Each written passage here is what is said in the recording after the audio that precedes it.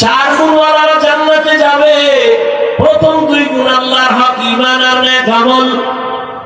দ্বিতীয় 2 গুণ হলো বান্দার হক, ঈমান আমলের দাওয়াত অন্যকে দাও, যারা বিরোধিতা করে তাদের বাধা দাও। বান্দার হক যদি দুর্বল থাকে, বান্দা ক্ষমা না দিলে আল্লাহ ক্ষমা করবেন না। এরে আল্লাহর বান্দা, ও নামাজি বাবা, যারা টুকটাক আমল করেন, আপনার সন্তানের কি হালাত, আপনার স্ত্রীর কি হালাত? ও যুবক, ও বৃদ্ধ বাবাজি, ভালো একটা মা ঘরে আনবেন। সন্তানের একটা ভালো নাম রাখছেননি, সন্তানটাকে আদব শিখাইছেননি। বাবার দায়িত্ব সন্তানের কি শিখাবে?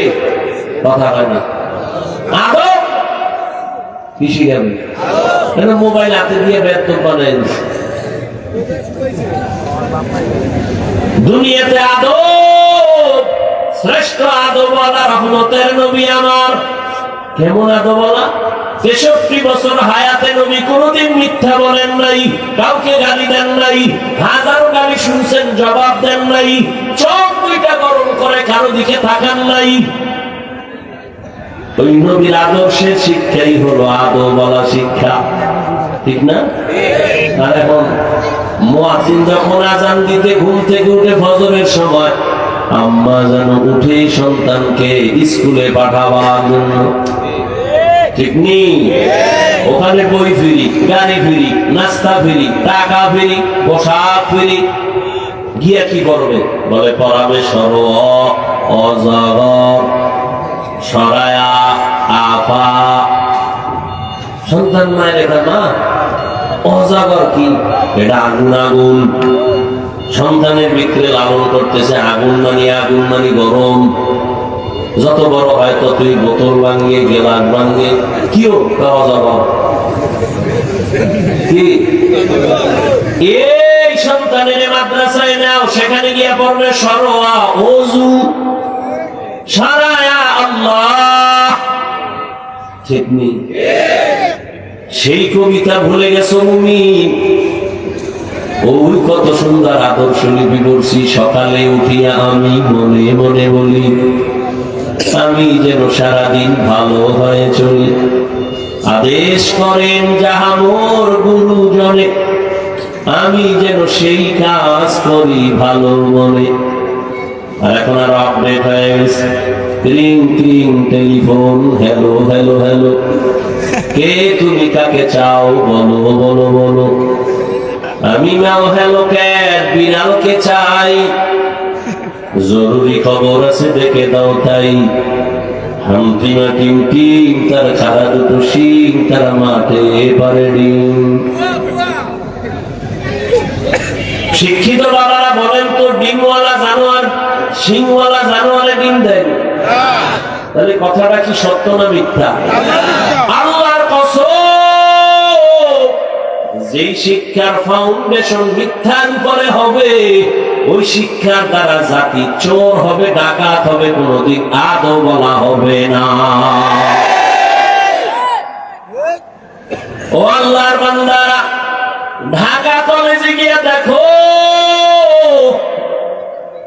কলেজে ক্লাস করে তোমার মতো যুবক, মাথায় পাগড়ি, বড় বড় দাড়ি, বড় জামা, পেছন দিক দিয়ে তাকাইলে মনে হয় মসজিদের খতিব। এই যুবক বাবা, কোন মসজিদের খতিব আপনি? আস্তাগফিরুল্লাহ, আমি তো আরবি ভালো করে জানি না। তো আপনার মাথায় পাগড়ি কেন, দাড়ি কেন, জামা কেন, করেন কি? ঢাকা কলেজে পড়ি। এমন কেন সুরত? বলে মা বাবার দোয়া আর আমার উলামায়ে কেরামের নেক নজর লাগাইছি। আমি ক্লাস করি কলেজে, আমি দাড়ি ফালাই না, আমি টুপি রাখি, পাগড়ি পরে ক্লাস করি, আজান হলে নামাজ পড়ি। আমার মা বাবাও দোয়া করে, আলেম দোয়া করে, শিক্ষকেরাও আমার জন্য দোয়া করে। ও বাবা, তুমি কেন পারবা না? ও এতক্ষণ আপনার সন্তানদের যতই কথা বুঝাইলাম না কেন, আপনারা যদি একটু চেষ্টা না করেন হবে না। কারণ গাছ ভালো হলে ফল ভালো হবে, মা বাবা ভালো হলেই তো সন্তান ভালো হবে। আল্লাহর কসম, এই দুনিয়াতে যত সন্তান ভালো আছে মায়ের অবদানের কারণে। যত ভালো সন্তান, ওসি সাহেবের ব্যবহার ভালো, খবর নিয়ে দেখবেন তার মা ভালো। এসপি সাহেবের ব্যবহার ভালো, খবর নিয়ে দেখবেন তার মায়ের আদর্শ ভালো।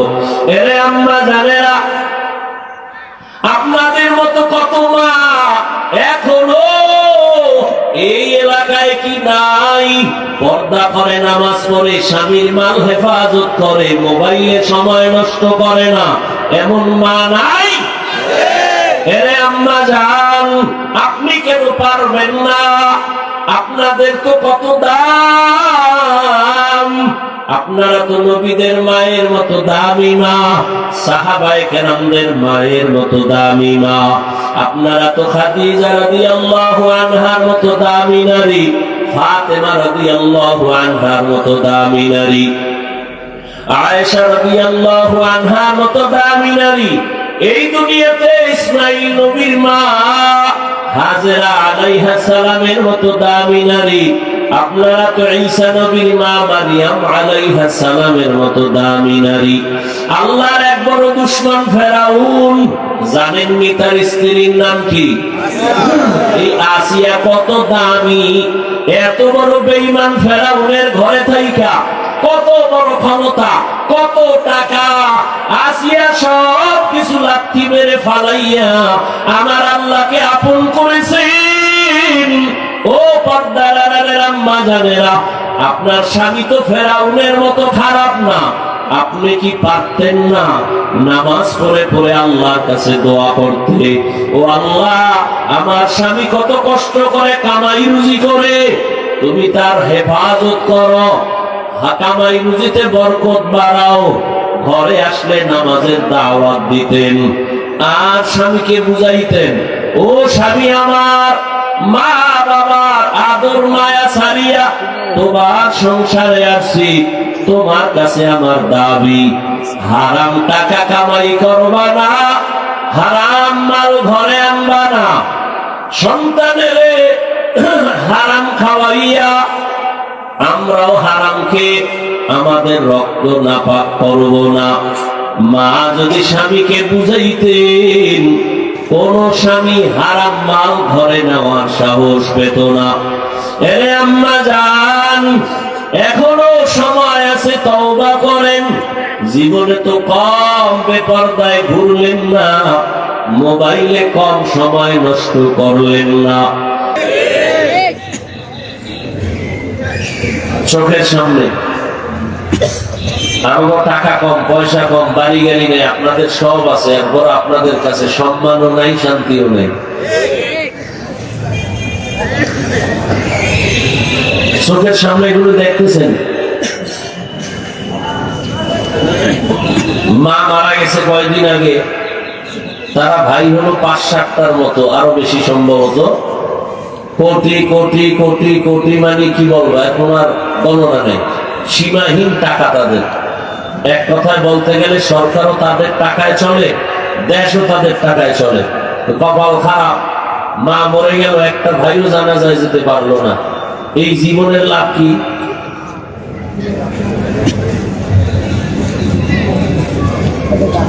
আর আমরা খাই না খাই আল্লাহর শুকর, টেনশন মুক্ত, শান্তিতে আছি, সম্মানেও আছি। চেয়ারম্যানের চেয়ারের মেয়াদ শেষ, এমপির মেয়াদ শেষ, মন্ত্রীর মেয়াদ শেষ, আর ওলামায়ে কেরাম রাসূলের আদর্শওয়ালাদের চেয়ারের কোন মেয়াদই নাই, শেষ কিসের? চোখের সামনে দেখতেছেন, মানেন না কেন? কয়দিন? কই নমরুদ, কই ফেরাউন, কই সাদ্দাত, কই কারুন, কই হামান, কই আবু জাহাল, আবু লাহাব। বাদ দেন ওই ইতিহাস পড়ে, নগদ যিনি চোখের সামনে, গাদ্দাফি কই, সাদ্দাম কই, বুশ কই, চোখের সামনে। এরপর মানবেন না কেন? ভাই অশান্তি যদি হয় বলেন, ইসলাম মানলে অশান্তি, স্বাধীনতা থাকে না। কই? আপনিও 3 বেলা খান, আমরাও 3 বেলা খাই, আপনিও বাজারে যান, আমরাও যাই, আপনি ব্যবসা চাকরি করেন, আমরাও করি, আপনি স্বাধীনভাবে দেশ বিদেশ সফর করেন, আমরাও করি। আপনি বিয়ে শাদী করেন, সন্তান আছে, আমাদেরও আছে, তো কোন দিক থেকে আমরা পিছনে আছি বলেন তো? এরপর মানবেন না কেন? যৌক্তিক কারণ দেখান।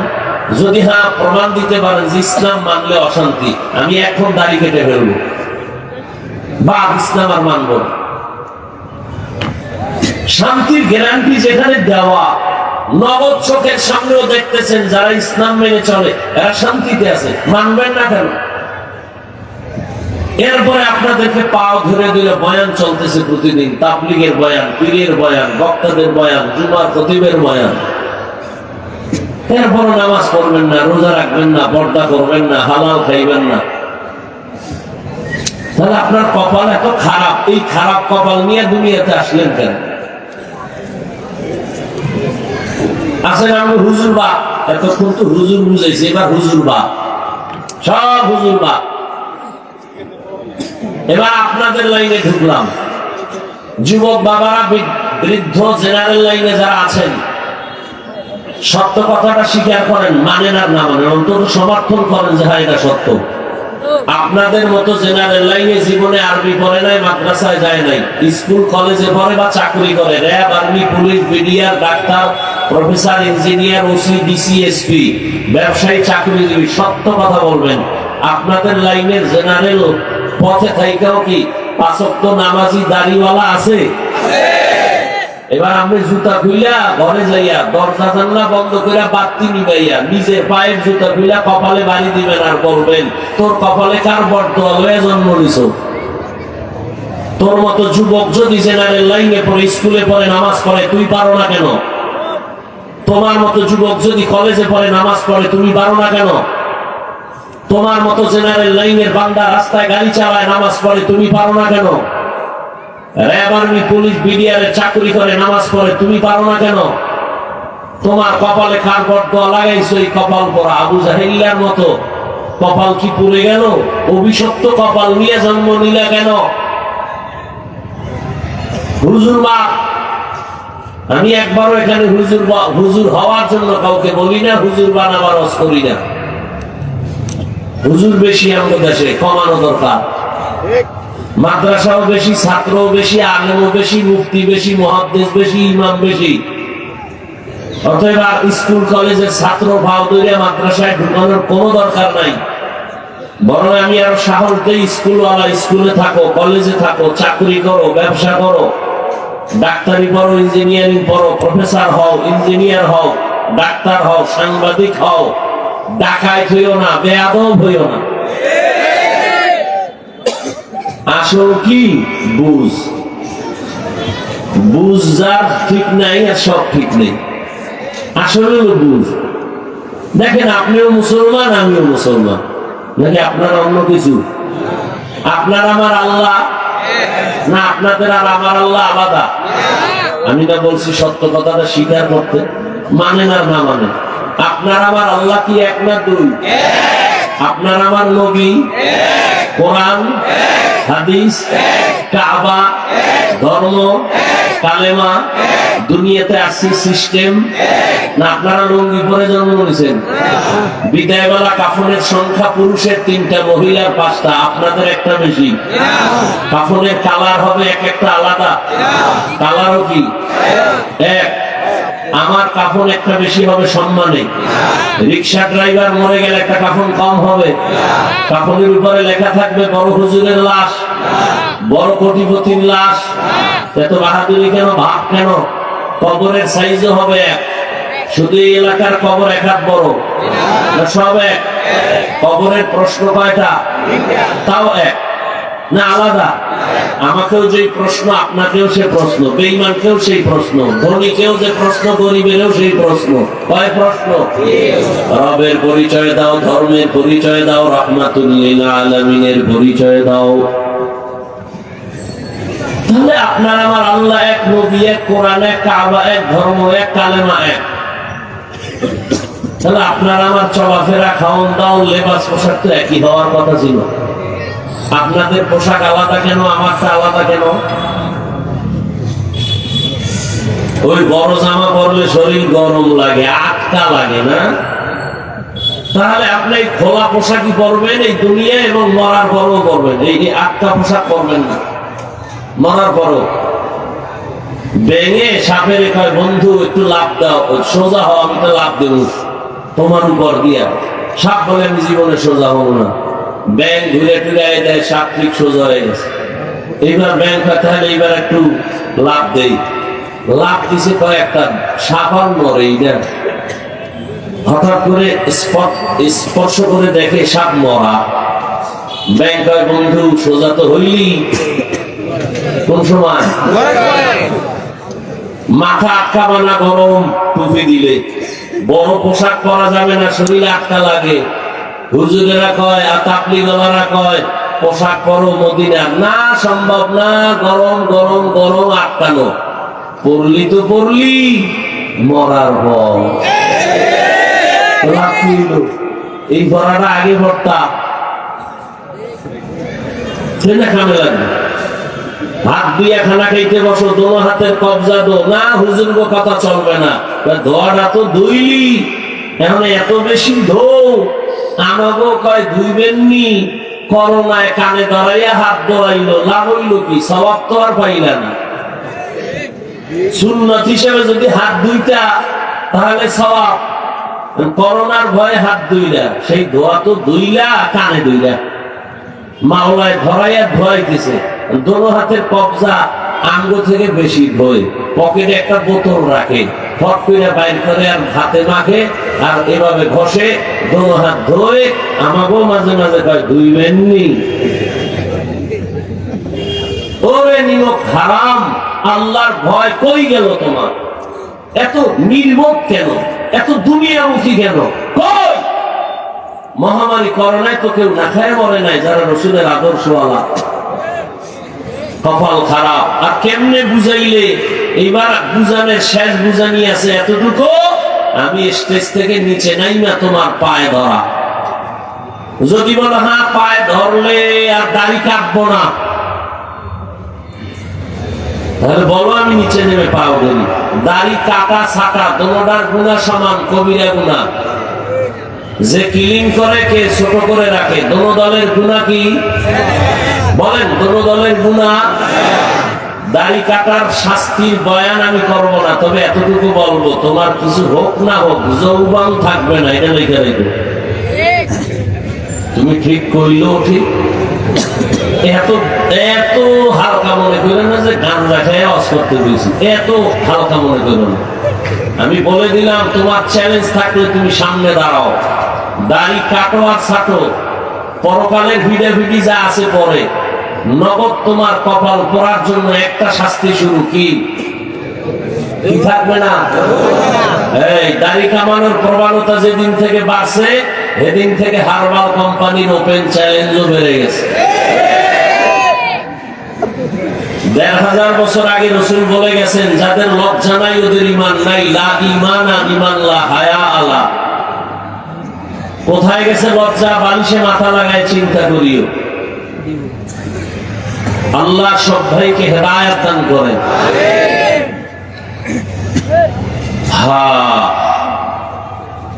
কষ্ট পাইলেন, রাগ করলেন, মাপ চাই, মাফ করবেন না? না করলে কি করে? এই মোবাইল বন্ধ করো। ২৪ ঘন্টা মোবাইল চালায়, আল্লাহ বেহেশতের বাগানে নিয়ে আসে, এখানে ২ ঘন্টা না চালাইলে কি হলো? কি বলবো, পাগল হয়ে যায় মোবাইল নিয়ে একটা ছবি তোলার জন্য। কি লাভ? ছবি তোলা ১০০০ বার কবিরা গুনাহ, হারাম। যদি সরকারের প্রয়োজন হয় সেটা জায়েজ, উত্তম না, সুন্নত না, জায়েজ। থাকলে করো, এটা জায়েজ। এছাড়া এমনি এমনি ছবি তোলা হারাম, হারাম, হারাম, কবিরা গুনাহ। আমি হাসি দেই, যা করি, সামনে কিছু না বললেও ছবি তোলার প্রবণতা যাদের আছে এদেরকে অন্তর থেকে ঘৃণা করি, ঘৃণা করি, ঘৃণা করি। সামনাসামনি আমি হাসি, ঠিক আছে, অন্তর থেকে ঘৃণা করি। বাকি বরদোয়া করি না, বরদোয়া জায়েজ থাকলে বরদোয়া করতাম।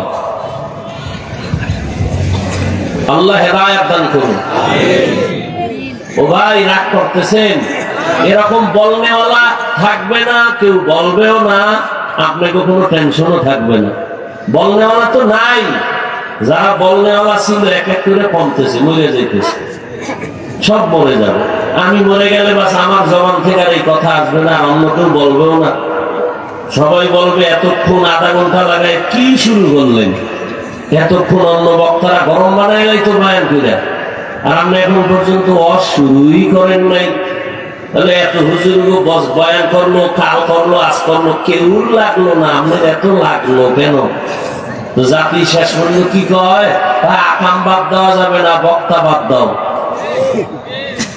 আকাম চলবে। আল্লাহ হেদায়েত দান করুন, আল্লাহ হেদায়েত দান করুন। ওয়াল আসর তরজমা বলছি না? বলছি। হাদিসের ব্যাপারে একটু ব্যাখ্যা আছে, 2 মিনিট। হাদিস কি বলছিলাম? আপনাদের থেকে একটা জবাব নিব আমি প্রশ্ন করে, আবার খেয়াল করে। নবীজি বলেন, কুল্লু উম্মতি ইয়াদখুলুনাল জান্নাতা ইল্লা মান আবা। সব উম্মতেরা জান্নাতে যাবে, যারা নবীকে মানে না তারা জান্নাতে যাবে না। সাহাবায়ে কেরাম প্রশ্ন করলেন, ইয়া রাসূলুল্লাহ, কে আপনাকে মানে না? রহমতের নবী কি বললেন এই কথাটা খেয়াল করেন। সাহাবায়ে কেরামের প্রশ্ন, নবী আপনাকে মানে না তারা কারা? নবী ডাইরেক্ট জবাবের আগে বললেন, মান আতাআনি দাখালাল জান্নাহ। যে আমার অনুসরণ করবে, অনুকরণ করবে, তারা জান্নাতি। বলেন বিপরীত কথা কি দাঁড়াবে? খেয়াল করবেন, মনোযোগ দিয়ে নেন। সাহাবায়ে কেরামের প্রশ্ন, ইয়া রাসূলুল্লাহ, আপনাকে মানে না কারা? তাদের পরিচয়। নবী বললেন, মান আতাআনি দাখালাল জান্নাহ। যে আমার অনুসরণ করবে সে কি? তার মানে কি? সে নবী। যে নবীর অনুসরণ করে সে জান্নাতে যাবে, তার মানে সে নবী মানে। বিপরীত কথা কি দাঁড়াইলো তাহলে? যে নবীর অনুসরণ করে না সে নবী মানে না। কিন্তু নবী এটা বলে নাই যে আমার অনুসরণ করে না সে আমাকে মানে না। নবী এটা বলেন না। নবী কি বলছেন? আমাকে মানে না কারা? প্রশ্ন ছিল এইটা। নবী জবাব দিছেন, যে আমার বিরোধিতা করে সে আমাকে মানে না। এখনো বুঝতে একটু সমস্যা, আরো স্পষ্ট করে দেই। নবীজির আদর্শ যারা মানে না এরা জাহান্নামী বা নবী অস্বীকার করে, এ কথা নবী বলেন না। নবী কি বলছেন? যারা বিরোধিতা করে। তাহলে নবীজির আদর্শ না মানা আর বিরোধিতা করা এক না। এক। যেমন ধরে নেন, আমি একটা যুবককে জিজ্ঞাসা করলাম, এই যুবক, নবীর আদর্শে কেন তুমি নামাজ পড়ো না? খেয়াল করেন, যুবক বলে, হ্যাঁ নামাজ পড়া তো দরকার, পারি না, চেষ্টা করি, হুজুর একটু দোয়া করেন। এরকম নাই? বুঝা গেল তার অন্তরে আদর্শ মানার কি আছে? আগ্রহ আছে না নাই? তাহলে সে রাসূলের বিরোধী না দরদি? বিদ্রোহী না আগ্রহী? আর বাম দিক থেকে একজন যুবকের জিজ্ঞাসা করলাম, এই যুবক, নবীর আদর্শ মতো আল্লাহর হুকুমে নামাজ পড়ো না কেন? আমার কথাটা শেষ হওয়ার আগেই বলে, না পড়লে অসুবিধা কি? এরকম নাই? কি বুঝলেন? তার অন্তরে আগ্রহ আছে। তাহলে দরদি না বিরোধী? আগ্রহী না বিদ্রোহী? নবীর আদর্শ মানার ক্ষেত্রে বিদ্রোহীর এক নাম বেঈমান। খুব খেয়াল করেন, বিদ্রোহীর আর এক নাম কি? তাহলে কি বুঝলাম? একটা লোক দাঁড়িয়ে রাখে না, তাকে গালি দেওয়া যাবে না। আগে বুঝতে হবে সে কি বিদ্রোহী না আগ্রহী। যদি আগ্রহী হয় সে মুমিন। খুব খেয়াল করবেন, যদি সে আগ্রহী হয় সে মুমিন, আর যদি সে বিদ্রোহী হয় সে বেঈমান। একজনে নামাজ পড়ে না, তাকে গালি দেওয়া যাবে না। আগে বুঝতে হবে সে আগ্রহী না বিদ্রোহী। যদি বলে হুজুর নামাজ পড়া দরকার, পারি না, দোয়া করবেন, তাকে গালি দেওয়া যাবে না। কেন? সে আগ্রহী মুমিন। আর যদি যদি কেউ বলে ভাই দাড়ি না রাখো না কেন, নামাজ পড়ো না কেন, বলে দাড়ি না রাখলে অসুবিধা কি, টুপি না পড়লে অসুবিধা কি, নামাজ না পড়লে অসুবিধা কি, তাহলে বুঝা গেল তার মধ্যে আগ্রহ নাই, বিদ্রোহী। বিদ্রোহী মানি বেঈমান। অতএব যে দাড়ি রাখে না তাকে গালি দেওয়া যাবে না, আর যে দাড়ি পছন্দ করে না তাকে ছাড় দেওয়া যাবে না। ব্যবধান আছে না নাই? যে নামাজ পড়ে না তাকে গালি দেওয়া যাবে না, যে নামাজ পছন্দ করে না তাকে ছাড় দেওয়া যাবে না। সুযোগ পেলেই জুতার বাড়ি। কথায় ব্যবধান আছে না? অনেক ব্যবধান। একজন বেঈমান আর একজন ইমানদার, দুজনই দাড়ি রাখে না, কিন্তু একজন মুমিন আর একজন কি বেঈমান। নবীর আদর্শ তুমি মানো না ভিন্ন কথা, কিন্তু না মানলে অসুবিধা কি? এই বেয়াদবিমূলক গাদ্দারিমূলক কথা বলার দুঃসাহস তোমাকে দিল কে? এই বেয়াদবি করার সাহস তোমাকে কে দিল? যে আমি নামাজ না পড়লে অসুবিধা কি, রোজা না রাখলে অসুবিধা কি? নবীও যদি বলে তোর মতো বেয়াদব উম্মত না হইলে আমি মুহাম্মদের অসুবিধা কি? টের বাবা কত ধানে কত চাও। আল্লাহ সবাইকে হেদায়েত দান করেন। আসেন এবার ওয়াল আসরে সূরা নিয়ে কিছু আলোচনা। ওয়াল আসর সূরাটার নাম সূরাতুল আসর। আল্লাহ এখানে শপথ করলেন আসরের শপথ। এই রকম আল্লাহ আরো কত জায়গায় শপথ করেছেন। والتين والزيتون وطور سينين وهذا البلد الأمين والشمس وضحاها والقمر إذا تلاها والنهار إذا جلاها والليل إذا يغشاها والنهار إذا جلا والنهار إذا আল্লাহ তাআলা এখানে কসম করলেন, সূর্যের কসম, সূর্যের আলোর কসম, চন্দ্রের কসম, চন্দ্রের আলোর কসম, রাতের কসম, রাতের অন্ধকারের কসম, দিনের কসম, দিনের রোশনির কসম, আসমানের কসম, ওয়াস-সামা'i যাতিল বুরুজ ওয়াল ইয়াউমিল মাউউদ ওয়া শাহিদিন ওয়া মাশহুদ। আল্লাহ পাক কসম করলেন, ইযা ওয়াকাতিল ওয়াকিআ লাইসা লিওয়াকাতিহা কাযিবা لا أقسم بيوم القيامة ولا أقسم بالنفس اللوامة والضحى والليل إذا سجى ما ودعك ربك وما قلى وللآخرة خير لك من الأولى। বার বার আল্লাহ কসম করলেন। কসম তো আমরাও করি না কেন? ভাই আমার কথাটা এমন বিশ্বাস করি না, আমি বললাম কসম, এবার বিশ্বাস করি। তাহলে আমাদের কসমের উদ্দেশ্য কি? সন্দেহ করলে এটা দূর করে দিলাম কসম কেটে। আল্লাহ কসম কেন করলেন? কোরআনে সন্দেহ আছে এই জন্য দূর করছেন। কোরআনে সন্দেহ আছে, যালিকাল কিতাবু লা রাইবা ফীহি হুদাল লিল মুত্তাকিন। কোরআন এমন একটা কিতাব যার মধ্যে কোনো সন্দেহ নাই, সন্দেহের অবকাশ নাই। শুধু কি তাই, ১,৫০০ বছর পর্যন্ত সারা দুনিয়ার মহাপণ্ডিতেরা আল্লাহর কোরআনের ভুল বের করার জন্য প্রচেষ্টা কম করে নাই। অক্সফোর্ড বিশ্ববিদ্যালয়ের থেকে ডিগ্রি অর্জনকারী ভারতের সন্তান শিব শক্তি স্বরূপজি অক্সফোর্ড বিশ্ববিদ্যালয় থেকে ডিগ্রি নিল ১৭টা 18টার উপরে। আরবি ভাষা শিখলো, ফার্সি শিখলো, উর্দু শিখলো, আর ইংরেজি সব শিখা এবার সব ধর্মগুলো রিসার্চ করলো। হিন্দুদের ধর্ম কেমন, বৌদ্ধদের ধর্ম কেমন, এদের কিতাবগুলো মোতালা করলো, রিসার্চ করলো।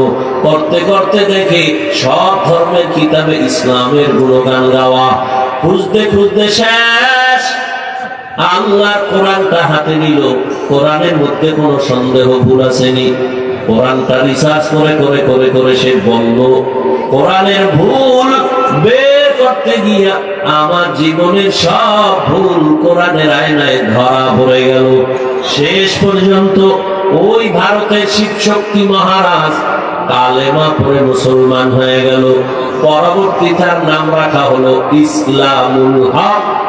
আমাদের বাংলাদেশে যখন এরশাদ সাহেব ক্ষমতার চেয়ারে, তখন সেই ভারতের সন্তান ইসলামুল হক ভারত থেকে এখানে আসছিল।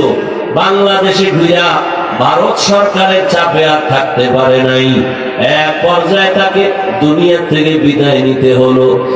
এত চ্যালেঞ্জ দিয়াও দুনিয়ার কোন মহাপণ্ডিত আল্লাহর কোরআনের কোন ভুল বের করতে পারে নাই, বরং বহু বিধর্মী আল্লাহর কালামের সামনে মাথা নত করে মুসলমান হয়েছে। তো আল্লাহর কোরআনে কোনো সন্দেহ নেই, তো কসম কাটলেন কেন আমার আল্লাহ? এর অনেকগুলো জবাব। এর মধ্যে মূল কথা হলো আল্লাহর সব কথাই সত্য। দুনিয়ার কোন মানুষ যদি কোরআন না মানে তো মিথ্যা। কি বুঝেন না? আল্লাহর কোরআন মানলে সত্য, আর দুনিয়ার সবাই যদি না মানে তো মিথ্যা। দুনিয়ার মানুষ তুমি কোরআন মানলেও সত্য, না মানলেও সত্য, পুরাটাই সত্য। পার্সেন্ট যত দাও 100, তার উপরেও সত্য। তো কসম কেন করলেন? বলে সব কথাই আল্লাহর গুরুত্বপূর্ণ। কসম করিয়া ওই কথাটার গুরুত্ব আর একটু বাড়ালেন, মানুষের অন্তর আকৃষ্ট করলেন। সব কথা সত্য, তবে কসমের কথাটা আর একটু গুরুত্বপূর্ণ শুনো। শুধু তাই না, কসম করছেন যে জিনিসের উপরে, ওই জিনিসটাও বড় দামি।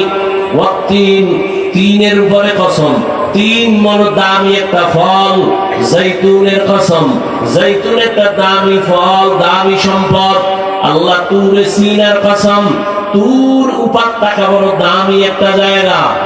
এরপরে আল্লাহ নিরাপদ শহরের কসম করলেন, মক্কা নগরী নিরাপদ শহর। হাজারো মার্ডারের আসামি বাইতুল্লাহর এরিয়ার মধ্যে যদি ঢুকে যায়, তখন ওই বাইতুল্লাহ এরিয়ার মধ্যে থাকলে তাকে চোখ গরম করাও জায়েজ নাই, বের হলে তারা আবার মেরে ফেলো। কিন্তু নিরাপদ শহর মক্কা নগরী, এখানে ঢুকলে আসামি, ফাঁসির আসামিও নিরাপদ, কিচ্ছু বলা যাবে না। এমন দামি ঘরের কসম। এইভাবে আল্লাহ বুঝালেন, আসমানের কসম করেছে, আসমান বড় দামি সম্পদ। ছোট একটা প্যান্ডেল বানাইছে, এই প্যান্ডেলে ডেকোরেটর ওয়ালারা কি পরিমাণ খুঁটি লাগাইলো, পারে না আরো খুঁটি লাগায়, নাকের ডগার উপরে দিয়া দেয়। এই ছোট্ট একটা প্যান্ডেল টানাইতে যদি এতগুলো খুঁটি লাগে, তাকাও, চোখে পাওয়ার দিয়ে তাকাও। এই জমিন থেকে 500 বছরের দূরত্বে প্রথম আসমান, ওখান থেকে আবার খালি জায়গা, উপরে 500 বছরের ফাঁকা, এরপরে আবার এর উপরে দ্বিতীয় আসমান, 500 বছরের মতো এটার ভেতরের মোটা জায়গা। এইভাবে 7টা আসমান আল্লাহ বানাইছে। আল্লাহ যেদিন থেকে বানায় সেট করে দিছে, ওইভাবেই এখনো আছে। উপর দিয়ে কোনো রশির টানাও নাই, নিচের থেকে কোনো খুঁটিও নাই, কোনদিন নড়াচড়াও করে না। এগুলো কি গোপন কথা? ও বান্দা, তুমি জ্ঞান খাটায় তাকাও। আমার আল্লাহকে তুমি চিনো না? আমার আল্লাহকে চিনার জন্য আল্লাহর বানানো তুমি ওই আসমান দেখে আল্লাহ পরিচয় নাও। ইঞ্জিনিয়ার কেমন? বিল্ডিং এর থেকে তাকাইয়া বুঝো ইঞ্জিনিয়ার কেমন, তার ডিজাইন বলে দিবে ইঞ্জিনিয়ার কেমন। আমার আল্লাহ কেমন? আসমানের দিকে তাকাইও, জমিনের দিকে তাকাও। বলখের বাদশা ইব্রাহিম ইবনে আদহাম, বিশাল রাষ্ট্র চালায় ইব্রাহিম। একদিন হঠাৎ অন্তরের ভাবনা শুরু হয়ে গেল, আরে আমারও আঙ্গুলের ইশারায় বলখের মানুষ উঠে আর বসে, কিন্তু সকালবেলা প্রতিদিন দেখি একটা সূর্য পূর্ব দিগন্তে উদিত হইয়া পশ্চিম দিগন্তে অস্তমিত হয়। এটা তো আমি ইব্রাহিমের আঙ্গুলের ইশারায় চলে না, এটা কার ইশারায় চলে? পেছনে অবশ্যই তো কোন ইশারা দেনেওয়ালা আছে, এরে তো আমি চিনি না। ইব্রাহিমের ভাবনা গভীর। আমার বাদশাহীর মূল্য কি? বিশাল সূর্য যার ইশারায় চলে সে তো বড় বাদশা, আমি তো তার এখনো পর্যন্ত চিনতে পারি নাই, তাহলে আমি তো এখনো বোকাই রয়ে গেলাম। বিজ্ঞানীরা বলে পৃথিবী নামক গ্রহটা যত বড়, এর থেকে সূর্যটা 13 লক্ষ গুণ বড়। পৃথিবী নামক গ্রহটা যেখানে আছে, বিজ্ঞানীরা বলে এখান থেকে 9,30,00,000 মাইল উপরে সূর্য। মুফাসসিরিনে কেরাম বলেন, মুহাদ্দিসিনে কেরাম বলেন, আমার আল্লাহ এই মাসে, অনেকে বলে সবাই না, আরবি রজব মাস, কি মাস? সামনে আসতেছে শাবান, রহমতের নবী। এই মাসেই অধিকাংশ ঐতিহাসিকরা বলেছে রহমতের নবীকে আল্লাহ মেরাজ করালেন এই মাসে। অনেকে বলছেন না, নবীর মেরাজ হয়েছে রমাজানে। এ নিয়ে অনেক মতানৈক্য। এই রজবের বরকত তবে আছে, কারণ আল্লাহ তাআলা বছরে 12টা মাস নির্ধারিত করে নামও আল্লাহ রেখে দিয়েছেন। সূরা তাওবার ভেতরে আল্লাহ বলেন, ইন্না ইদ্দাতাশ শুহুরি ইনদাল্লাহি 12 শাহরান ফি কিতাবিল্লাহ ইয়াওমা খালাকাস সামাওয়াতি ওয়াল আরদ মিনহা আরবাআতুল হুরুম যালিকাদ দীনুল কাইয়্যিম। আসমান আর জমিন গণনার আকারে আল্লাহ বলেন, আমি মাস বানাইছি 12টা। এই 12 মাসের মধ্যে কিয়ামত পর্যন্ত কোন বছর 11 মাসে হবে না, 13 মাসে হবে না, কয় মাসে হবে? সিদ্ধান্ত কার? আল্লাহ কয়, এই সিদ্ধান্তটা কোন দিন করছি জানো? আমি লাউহে মাহফুজের মধ্যে এটা লিখে ফেলেছি। বলে কেমনে? কয় কলম দিয়া। কোন দিন লিখছি? বলে ইয়াউমা খালাকাস সামাওয়াতি ওয়াল আরদ, আসমান জমিন যেদিন বানাইছি ওই দিন আমি লাউহে মাহফুজের মধ্যে লিখে রাখলাম। সিদ্ধান্ত বছরে 12টা মাস হবে, 11 মাসেও বছর হবে না কিয়ামত পর্যন্ত। কোন বছর 12-13 মাসে হবে না। এই 12 মাসের ভেতরে 4 মাস হবে বেশি সম্মানিত, জিলকাদা, যুলহিজ্জা, মুহররম আর রজব। এই 4 মাস বড় সম্মানের মাস। এই মাসে কোনো যুদ্ধ চলবে না, বিগ্রহ চলবে না, ঝগড়া চলবে না। কাফের মুশরিকেরা নবীজি আসার আগের থেকে এই 4 মাসের ওরা আলাদা সম্মান দিত। সব ইহুদিরা, খ্রিস্টানেরা জিলকাদা, যুলহিজ্জা হজের মাস, তার আগের মাস, তার পরের মাস, আর রমজানের আগে শাবান, শাবানের আগে এই রজব। এই 4 মাস বড় দামি। ইহুদি খ্রিস্টানরা আমগো নবী আসার আগে এই মাসটাকে সম্মান করত। তাহলে রজব মাসটা মেরাজের কারণে সম্মানিত না, আসমান জমিন সৃষ্টি থেকে রজব মাস বড় দামি সম্মানিত মাস।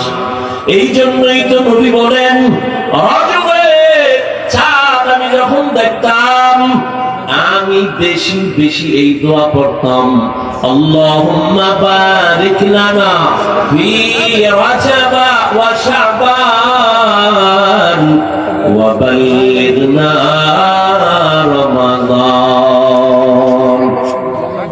ও আল্লাহ, রজবে আমাকে বরকত দান করেন, শাবানে আমাকে বরকত দান করেন, এবং আমার হায়াতটারে ধাক্কা দিয়া রমজানে পৌঁছাইয়া দেন। আমি যদি মরিয়াও যাই যেন রমজানে আমার মরণ হয়, রোজার হালাতে মরণ হয়। রজব বড় দামি মাস। রহমতের নবীকে আল্লাহ মেরাজ করালেন, 7 আসমান আল্লাহ ঘুরাইয়া দেখাইলেন। বাইতুল্লাহ থেকে 1 মাস বাইতুল মাকদিস, ফিলিস্তিনের জমিন। রহমতের নবী বলেন, আমি রাতের বেলা আমার চাচাতো বোন উম্মে হানির ঘরে আমি ঘুমাই। আবার কেউ বলেন নবীজি শিয়াবে আবু তালিবের মধ্যে ঘুমান। আবার কেউ বলেন নবীজি হাতিমে কাবার ভেতরে ঘুমান। তবে অধিকাংশ মত চাচাতো বোন উম্মে হানির ঘরে নবী ঘুমন্ত। রহমতের নবী ঘুমে আছেন। ছাদ থেকে নবী জিবরাইল আমিন রাতের অন্ধকারে নিচে নামলেন। আর নবীর রুমে তো আলাদা কোনো আলো লাগে না। রহমতের নবীর চেহারাটা এত সুন্দর, নবীর চেহারা মোবারকের আলোতেই অন্ধকার ঘরানো হয়ে যায়। ইমামুল আউয়ালিন আল আখিরিন বাহরে সাদকা রাহমাতাল লিল আলামিন সাইয়্যিদুল কাউনাইন খাতমুল মুরসালিন আখিরাত বুদে ফখরুল আউয়ালিন শুধু ওজুদাস রাহমাতাল লিল আলামিন মসজিদে উ শুধ হামারো এ জমিন। বাইতুল্লাহ থেকে বাইতুল মাকদিস পর্যন্ত যাইতে 1 মাস। নবী বলেন ছাদ ফাইরা জিবরাইল যখন আসছেন, আর এই সময় কি পাকা ছাদ ছিল না?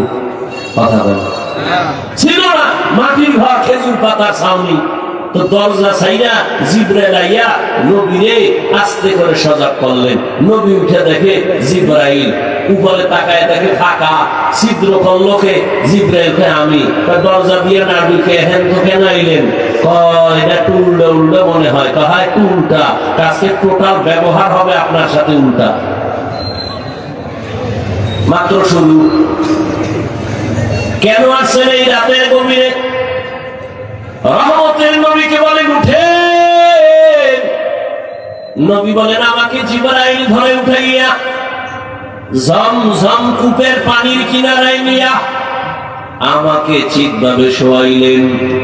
আমার বুক ছিদ্র ছিঁড়লেন, ফাড়লেন, কাটলেন।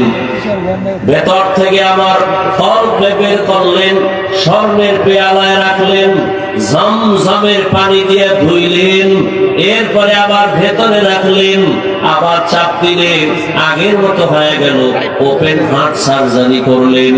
4 বার আমার জীবনে জিবরাইল আইসা আমার ওপেন হার্ট সার্জারি করেছে 4 বার। এই মেরাজের সময় 1 বার। আমি রক্ত গেল না, সেলাই লাগলো না, ব্যথাও পেলাম না। এরপরে তাকায় দেখি বাইতুল্লাহ হাতিমের পাশে একটা বোরাক বান্দা। বোরাক আমাকে জিবরাইল বলে উঠেন এখানে। আমি বললাম এটা কি? বলে আল্লাহ দাওয়াত দিছে, আল্লাহর বাড়ি আপনাকে আজকে নেওয়ার জন্য জান্নাত থেকে বোরাক আল্লাহ পাঠিয়ে দিয়েছে। हुकुम जिब्राइल को उशताब बोराक एक जन्नत से कर इंतखाब सजा उसको ज़ोर से तू ताब पा फिर उसको तू काबा में लेकर के जा। नबी जेबार बाहने उठবেন বোরাকে। বোরাক উঠাইতে চায় না, কেমন যেন বাহানা করে। এই বোরাক চিনি কে? বোরাক বলে চিনি। তেমন করো কেন? বলে আমি চাই, আমার একটা আবদার। রহমতের নবীকে পাই আমি ধন্য। আমার পিঠে আজ নবী উঠবেন। আমার নবী ওয়াদা দেন হাসরের মাঠেও আমাকে আপনি ব্যবহার করবেন। ইমামুল আউয়ালিন আল আখিরিন বাহরে সাদকা রাহমাতাল লিল আলামিন। নবী বলেন এই বোরাকে যখন বইলাম, চোখে পলকে দেখি বাইতুল মুকাদ্দাসে হাজির। যেখানে যাইতে কয়দিন লাগে? মক্কা থেকে 1 মাস। সেখানে বোরাক আমাকে চোখে পলকে নিয়ে গেল। সেখানে যাইয়া দেখি সব আম্বিয়ায়ে কেরাম হাজির। আজান হয়ে গেল, 2 রাকাত নামাজ সেখানে পড়লাম, আমি ইমাম হয়ে গেলাম। ওখান থেকে আল্লাহ আমাকে প্রথম আসমানে নিলেন। আমি প্রথম আসমানে যাইয়া দেখি দুইটা দরওয়াজা, জমরাতিয়াপুর পাথর দ্বারা দরজা লাগানো, দরজার ভিতরে তালা, নূরের তৈরি তালা লাগানো। আমার সাথে জিবরাইল দরজা নক করলো, বাহির থেকে তালা, ভেতরে দারোয়ান। জিবরাইল কয়ে ভেতরের দারোয়ান দরজা খুল। দারোয়ান কয় আপনি কে? বলে আনা জিবরাইল। আপনার সাথে কে? কয় হুয়া মুহাম্মদ সাল্লাল্লাহু। ও জিবরাইল, মুহাম্মদের নিয়ে আসছো, অনুমতি পাইছো নি? কয় হ্যাঁ। এবার বল। চাবি তো আমার কাছে নাই, আমি তো ভিতরে। চাবি কোথায়? বলে আল্লাহর ইসিম হলো চাবি, বিসমিল্লাহ। নবী বলেন আমি আল্লাহর নাম বললাম, তালায় হাত দিলাম, নূরের তৈরি তালা খুলে গেল। আসমানে কয় দরজা? একটু 1 মিনিট হয় না, গেছে দুইটা দরজা। মোবাইল নিয়ে একদম ব্যস্ত। একটু আগে বললাম না, বরদোয়া যদি জায়েজ থাকতো, ঠিক আমি তাহার যদি বরদোয়া করতাম। পাগল হয়ে গেছে মোবাইল।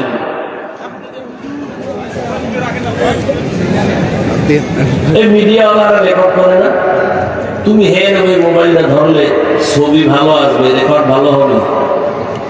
মিডিয়াওয়ালারা রেকর্ড করে, ওখান থেকে সকালবেলা তুমি ডাউনলোড করে নাও, পিওর ভাবে করতেছে। আল্লাহ আকল জ্ঞান সব হয়ে গেছে, এর দুর্বুদ্ধি নাই।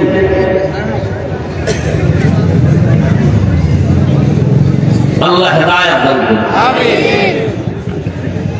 জীবনটাকে ধ্বংস করা, একটা ছুরি হাতে লয়ে গলা কাটা, এতে এত ক্ষতি হয় না। এই মোবাইল দিয়ে জীবনের যে ক্ষতি হইতেছে, তুমি মানবা না। কপাল পুড়ছে তো, আরে কপাল পুড়লে আমি হাফিজুর রহমান কেনা, মক্কা মদিনার ইমামও না, স্বয়ং রাসূল যদি বয়ান করে, এরপর ওই বেঈমানের কপাল পুড়বে। যদি কপাল পুড়েই যায়, আমি হাফিজুর রহমানকে, মক্কা মদিনার ইমামকে, স্বয়ং রাসূল যদি বয়ান করে, কপাল খুলে না। যেই রাসূলের চেহারা দেখলে জাহান্নাম হারাম, সেই রাসূলকে 13 বছর দেখলো, বয়ান শুনলো, এরপর কালেমা পড়ে নাই। কত বড় বেঈমান চিন্তা করতে পারেন আপনি? নবীকে পাশে বয়ে দেখছে একটানা 13 বছর, বয়ান শুনছে, এরপর কি করে নাই? এত বড় নিকৃষ্ট বেঈমানের নাম জানেন কি? অন্যদিকে 27 বছরের যুবক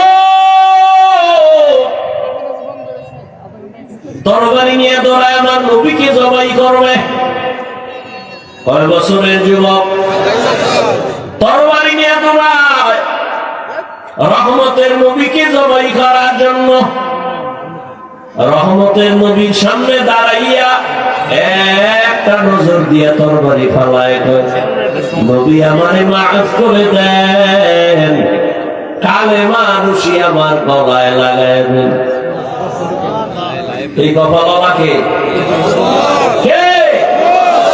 এজন্যই বলছি, কপাল যদি পুড়ে যায়, আমি হাফিজুর রহমান কেন, মক্কা মদিনার ইমাম কেন, স্বয়ং রাসূল বয়ান করলো বেঈমানের কপাল খুলে না। আর কপাল যদি খুলিয়া যায়, নবীরে জবাই করতে আসিয়াও বান্দা কালেমাওয়ালা হয়ে যায়। এর নাম কপাল। এই খিলগাঁওয়ের মুসলমানেরা বয়ানের প্রচারণা চলতেছিল, সবাই আসতে পারে নাই। আবার অনেকে বাসার থেকে বের হয়েছে, অমুক জায়গায় বয়ানে যাই, বেহেশতের এই প্যান্ডেলে ঢুকতে পারে নাই। এরা কোথায়? এরা মহিলা প্যান্ডেল তাওয়াফ করে, আবার কেউ দোকানে ঘুরে আর আড্ডা করে, তাজা তাজা কবিরা গুনাহ করে। আর কপালওয়ালারা ভেতরে ঢুকে গেল। কেমন কপাল! আল্লাহ ঘোষণা দেন, নবী বলেন, এই ময়দানে বসার সাথে সাথে আল্লাহ ঘোষণা দিয়েছেন, আমি সবার জীবনের সব গুনাহ মাফ করে দিলাম। জিন্দেগি মে बंदगी तू करना है, जिंदगी में बंदगी तू करना है, जिंदगी बे बंदगी शर्मिंदा है, जिंदगी बे बंदगी शर्मिंदा है। यहाँ हम सब मुसाफिर दिल ना लगा, अहले दिल की नजर से रूह करता जा, शाह दौलत सब फकीर गर नेक नहीं, शाह दौलत सब फकीर गर नेक नहीं, जिंदगी में बंदगी तू करना है, जिंदगी में बंदगी तू करना है, जिंदगी में बंदगी शर्मिंदा है, जिंदगी में बंदगी शर्मिंदा है, जिंदगी में बंदगी कुन बंदगी, बंदगी पे जिंदगी शर्मिंदगी। যুবক বাবারা রাগ করো না, কলিজা যে আমাকে কত বড় তোমার বুঝানো যাবে না। মনে চায় তোমার পায়ের জুতা মুছা দেই আমার রুমাল দিয়া।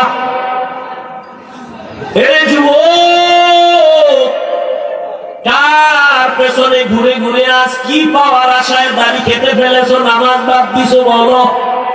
তুমি যার পেছনে ঘুরো সে তোমার জীবনের বড় দুশ্মন। স্বার্থে যদি আঘাত লাগে শুধু দল থেকে নাম কাটবে না, লিখে রাখ তোর কল্লা কেটে ফেলবে। সোনার বাংলার রাজনীতি বুঝো, স্বার্থে আঘাত লাগলেই দল থেকে নাম কাটে না, কল্লা কাটে। এ বানায় বলতেছি, কিন্তু তাকাইয়া দেখো তুমি যাদের পেছনে ঘুরো সব চান্দাবাজ আর ধান্দাবাজ। একমাত্র তোমার কলিজার আপন বন্ধু শুধু ওলামায়ে কেরাম। জীবন দিবে তারপর এই জাতির ক্ষতি হতে দিবে না। সরকারি চাকরি যারা করে, বেসরকারি চাকরি করে, বুঝে থাকলে বলেন তাদের ডিউটি প্রতিদিন কয় ঘন্টা? বলেন বেতন কত? নিম্নেরটা বলেন কত? 20। আচ্ছা 20,000 ধরে নিলাম। প্রতিদিনের ডিউটি 8 ঘন্টা, বেতন 20,000। টেবিলের নিচে আরো কত মুক্তার দানা আছে, ঠিক নেই? তবে এখানে একটা পয়েন্ট বলি, এই চাকরিজীবীরা, তোমার সাথে কোম্পানির কন্ট্রাক্ট, সরকারের কন্ট্রাক্ট হয়েছে 8 ঘন্টা ডিউটি, 20,000 টাকা বেতন। তুমি 1 ঘন্টা পরে যদি ডিউটিতে যাও, তোমার ওই 1 ঘন্টা ডিউটি না কইরা বেতন নেওয়া হারাম। আমার এই ওয়াজ কামে লাগবে, যে সারাদিন হারামের পর্দায় আটকাই বয়ে থাকে, এর এই ওয়াজে ধরবে। এক চোরাই মুরগি চুরি করে, তো মুরগি একটা চুরি করিয়া ম্যাডামরে দিছে, তাড়াতাড়ি রান্না কর, আর এক ঘরে যাবো আর একটা আনার জন্য। তো হে গোসল টোসল করিয়া ফ্রেশ হয়ে আসছে, খাইয়া লইয়া আবার আর এক বাড়ি যাও। খানাতে বয়া দেখে এখন মুরগি ফাঁকি হয় নাই। ম্যাডাম কয় ব্যাপার, একটা মুরগি আনতে এত সময়? তাহলে তুমি বুঝো কিছু কি? মুরগির ভিতরে চিকন চিকন হারাম রগ আছে, রগ গুলো হারাম রগ বাসা লাগে। ম্যাডাম কপাল তোরটাও খারাপ, আমারটাও খারাপ। চুরি করা মুরগির হারাম বা চুরি? মুরগি তো চুরি, এটার আবার হারাম কি বাঁচ? আমার যুবক, কয়দিন আর দুনিয়ায় বাহাদুরি করবা? আমারও দিন যায় রাত যায়, তোমারও দিন যায় রাত যায়। জীবনে তো কম গুনাহ করো নাই রে যুবক। মনে চাইছে পার্কে যাবি, দৌড় মারছো, কারো বাধা মানো নাই। আর কতদিন গেলে তোর মনের আশা মিটবে, তারপরে তওবা করবি? মনের শখ লাগছে, নাচ গান দেখবি, কম দেখো নাই। আরো কতদিন দেখলে তোমার মনের আশা মিটবে, তারপরে তওবা করবা? জীবনে তো কম দাড়ি কাটো নাই, কম নামাজ ছাড়ো নাই রে বাবা। আর কতদিন দাড়ি কাটলে, নামাজ বাদ দিলে তোমার মনের আশা পূরণ হবে, তারপরে তুমি তওবা করবা? এবং একথাও বলো, তোমার হায়াতের আর বাকি আছে কতদিন? চোখের সামনে এখন যত লাশ দেখি, সুস্থ আর যুবকের লাশ। মহামারী করোনায় যুবকের লাশ, ছাত্র জনতার বৈষম্য বিরোধী আন্দোলনে যুবকের লাশ, ডেঙ্গুর ভেতরে যুবকের লাশ, গাড়ির নিচে যুবকের লাশ, পানির নিচে যুবকের লাশ, ঘুমের বিছানায় যুবকের লাশ, দরওয়াজা জানালা আটকাইয়া সারা রাত মোবাইল সামনে নিয়ে কবিরা গুনাহ তো জীবনে কম দেখলি না, আর কতবার দেখবা? এখনো কি তওবা করবা না? এমত অবস্থায় যদি আজরাইল আসিয়া দেখে তোর কানের মধ্যে গানের তার লাগানো, আর তুই মোবাইলে কবিরা গুনাহ দেখতেছ, এই মুহূর্তে যদি আজরাইল আসিয়া তোর রুহটারে ধরে ফেলে, বেঈমানের বুঝানো কঠিন। মুসলমান হিসাবে বলো, তোমার উপায় কি হবে? মানুষের শখ থাকে, এই জিনিসটার মধ্যে কি জানি মজা নিছো তো, এখন ফিরে যাও। আমরা তো নিতেই পারলাম না। নাচ গানে অনেক মজা তুমি নিছো, আমরা তো নিতেই পারি নাই। না নিয়েই ফিরে গেলাম, আবার দোয়া চাই ওই পথ থেকে যেন বাঁচতে পারি। এমন কোন মোনাজাত নাই যেই মোনাজাতে বলি না, আল্লাহ মোবাইলের গুনাহ থেকে হেফাজত করো। আমি কেমন মানুষ বুঝি না, তুমিও মানুষ আমিও মানুষ। তোমার ছবি না তুললে খারাপ লাগে, আর আমার তুলতে গেলে খারাপ লাগে। বুঝি না তুমি সঠিক মানুষ, আমি মানুষ হইতেই পারি নাই। আমার মেধা খারাপ, আমার দিমাগ খারাপ, কারণ তোমরা 10 জন এক লাইনে, আমি একা আর এক লাইনে। তোমার নাচ গান দেখা বোঝা লাগে, আর আমি পাও ধরে বুঝাই, আর যাইও না আমার মাওলার কোরআন মিথ্যা মনে করিও না। আমিও তো তোমার মতো প্যান্ট শার্ট টাই লাগায় দাড়ি কেটে যদি রাস্তায় মাস্তান হিসেবে ঘুরতাম, কেউ বাধা দিত না। কিন্তু আমার মাওলার কোরআন পড়ে দেখলাম 1500 বছর পর্যন্ত একটা ভুল কেউ বের করতে পারে নাই। এই বাংলাদেশে দেখা গেল কত কবরের লাশ, 30 বছর পরে সাদা কাফন সহ তাজা কাফনের কোনো দাগ নাই। আবার কত কবরে সাপ, আগুন, ধোঁয়াও দেখা গেছে। যত কবরের লাশ 30 বছর 20 বছর পরে দেখা গেল সাদা কাফনেও দাগ নাই। খবর নিয়ে দেখা গেল সব হলো নামাজিদের কবর, আর যাদের কবরে আযাব দেখা গেল সব হলো বেনামাজির কবর। রে বাবা, মনে বুঝাও, তোমার মতো যুবক স্কুলে কলেজে পড়ে যদি নামাজ পড়ে, তুমি কেন পারবা না? তোমার মতো যুবক যদি জেনারেল লাইনে থাইকা রাস্তায় গাড়ি চালায় নামাজ পড়ে, তুমি কেন পারবা না? ও আল্লাহর বান্দারা, আল্লাহ পাক আসরের কসম করে বলেন, ইন্নাল ইনসানা লাফি খুসর, সব মানুষগুলো জাহান্নামী। কিন্তু না, 4 গুণওয়ালারা জাহান্নামী না। ইল্লাল্লাযীনা আমানু ওয়া আমিলুস সালিহাত, এক নাম্বার, যারা ঈমান আনবে, নেক আমল করবে, তারা জাহান্নামী না। প্রথম দুই গুণ হলো ঈমান আর আমল। এই দুইটা গুণ হলো আল্লাহর হক। আরো দুইটা গুণ আছে, এটা বান্দার হক। বলে সে গুণ দুইটা কি? বলে ওয়াতাওয়াসাউ বিল হক ওয়াতাওয়াসাউ বিস সবর। ঈমান আমলের দাওয়াত অন্যকে দাও, যারা ঈমান আমলের পথে চলে না, বিরোধিতা করে, তাদের বাধা দাও। তাহলে যারা ঈমান আনছেন, আমল করেন অল্প অল্প, তারা আল্লাহর হক আদায়ের পথে আছেন। এরপর জান্নাত রেডি নেই। আরো দুইটা গুণ আছে, ওটা বান্দার হক। আল্লাহর হকের ত্রুটি থাকলে আল্লাহ ক্ষমা করবেন। বান্দার হক যদি কমতি থাকে, বান্দা ক্ষমা না করলে আল্লাহ করবেন না। যেমন আপনি নামাজ পড়েন, পর্দা করেন, আপনার ছেলে মেয়ে আপনার হাল। আপনার ছেলে মেয়েকে নামাজের দাওয়াত দিছেননি, যদি গুনাহ করে বাধা দিছেননি, যদি বলেন দেই নাই, তাহলে আপনি বান্দার হক আদায় করেন নাই।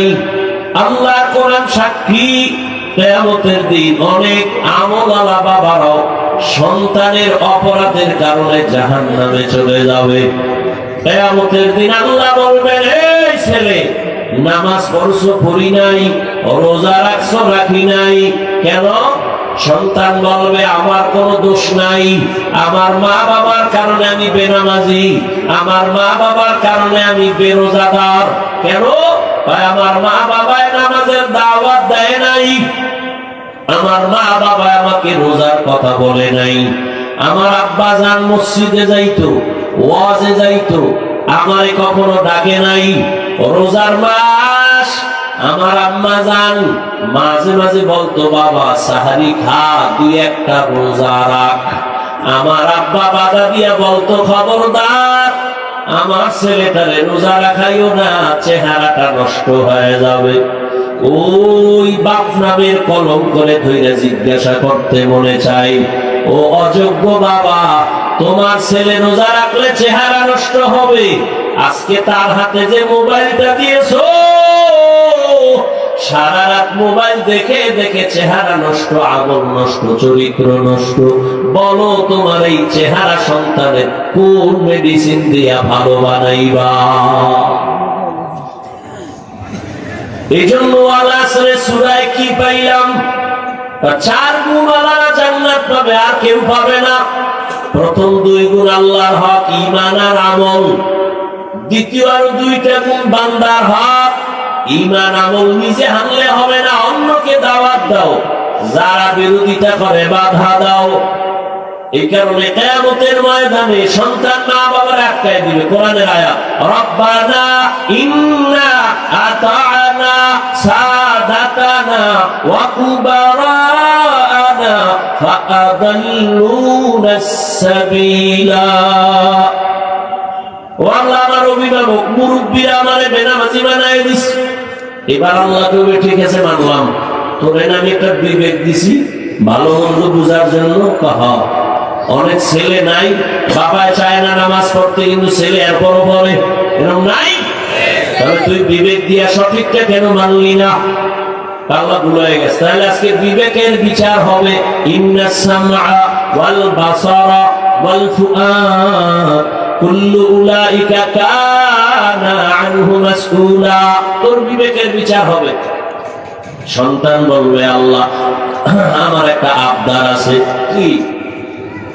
যেই মা বাবা মুরব্বির কারণে আমি নামাজ শিখতে পারলাম না, আমারে যদি তুমি বেতের বাড়ি একটা দেও, আমার মা বাবারে ডবল দেওয়া লাগবে। আমারে যে শাস্তি দিবা, তার ডবল শাস্তি আমার মা বাবাকে দাও। এটাও কোরআনের আয়াত। সন্তান বলবে, রব্বানা আতিহিম যিফাইনি মিনাল আযাব ওয়ালআনহুম লা'নান কাবীরা।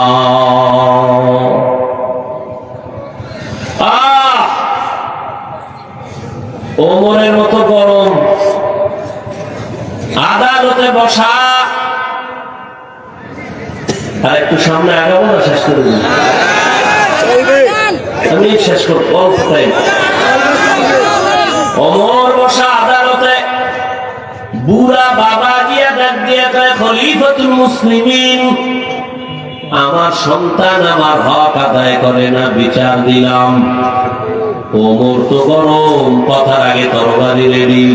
এই বুড়া, একচেটিয়া কথার বিচার হবে না, ছেলে হাজির করো।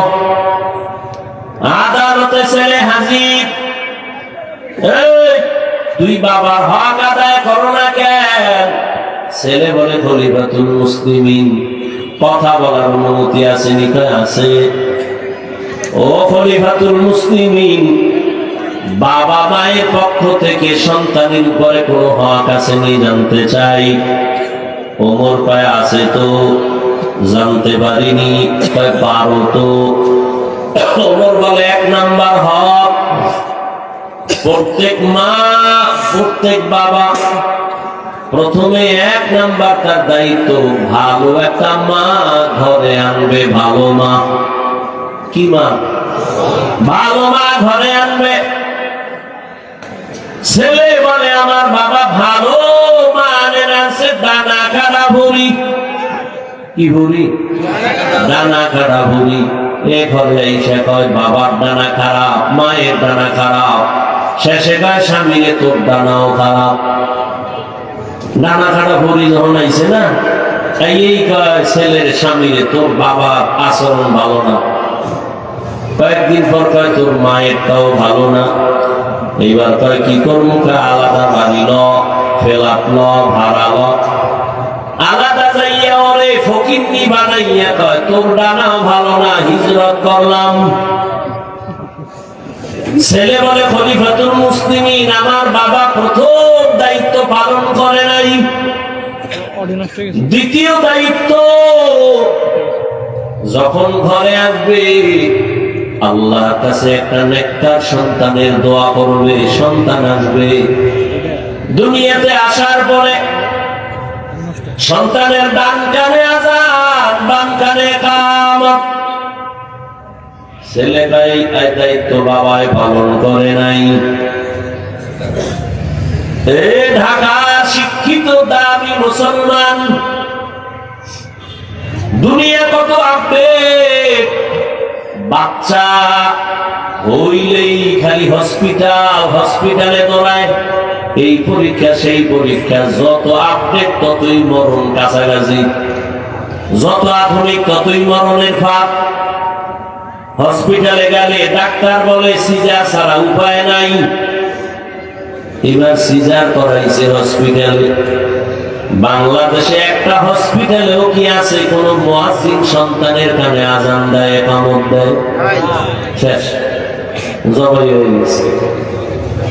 কে বলবে এই কথা? কে মানবে এই কথা? ডান কানে আযান, বাম কানে ইকামত। আমার বাবা হক আদায় করে নাই।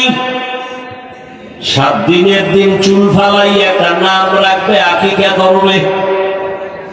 ছেলেটা, আমার বাবা সেই হক আদায় করে নাই, ভালো একটা নামও রাখে নাই। আমার নাম রাখছে জহুল, আমাদের বাংলায় রাখে জুয়েল, কোয়েল, দোয়েল, হাসি, খুশি। রাখে না? সন্তানের নাম তুফান, রাখে না? সবুজ। ছেলের নাম রাখছে গম্বুজ। সারা দুনিয়া খুঁজো, শুধু বাংলাদেশ না, সারা দুনিয়া খুঁজা দেখো, বিধর্মীর ঘরে আব্দুর রহমান আসেনি? আছে? কোন বিধর্মীর বাড়িতে রহিমা খাতুন আসেনি? মুসলমান তুমি এত বেহায়া কেন? ঘরে ঘরে ঘরে ঘরে বেঈমানের নাম। সেদিন একটা মোহাম্মতের ছেলে জিগে নাম কি কয়, সুমেল। তোর বাবার নাম কি? ভাইয়ের নাম কি? একটার নাম রুমেল। আর একটা রাগ হইলে এটার নাম রাখবি হিমেল। এরপরে তোর পোলা হইলে এটার নাম রাখবি জিমেল। আধুনিক নাম, এই উসিলায় যদি আল্লাহ মাফ করো। হায় হায় হায় হায়, আল্লাহ হেদায়েত দান করুন। আচ্ছা, ইসলামে কি নামের অভাব? গজবটা নাম রাখা লাগবে কেন? নামেরও কিন্তু বরকত আছে, নামেরও কি আছে? সহিহ হাদিস, কিয়ামতের দিন শুধু নামের বরকতে জান্নাত পাবে। কই তোর নাম গুছাই নিয়ে আইলে আমি কেন তো লজ্জা লাগে, এত বেলাইনের নাম। আল্লাহ হেদায়েত দান করুন। ভাইরা আমার,